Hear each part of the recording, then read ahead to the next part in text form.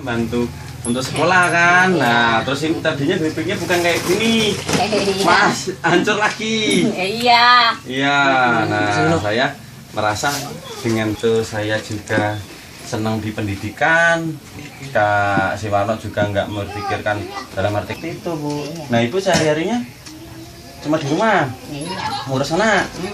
Karena Kayak kerjaan gitu ikut. kerjaan panggilan dalam arti kata Iya. ada apa gitu Iya, ya. Pak. Merontok jagung atau bagaimana. Iya. Terus Pak Arno kalau pulang pagi berangkat.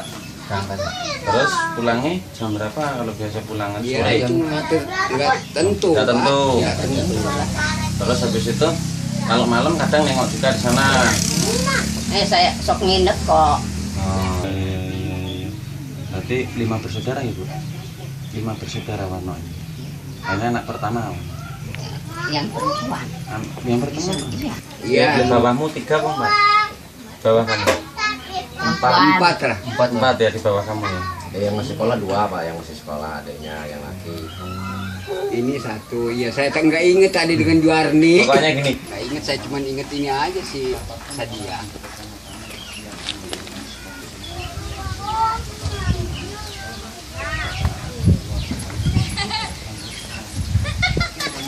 Nah ini semennya nanti untuk yang di sini ya.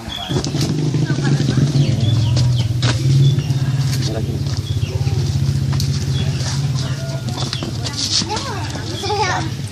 Jadi tinggal nyari pasir aja.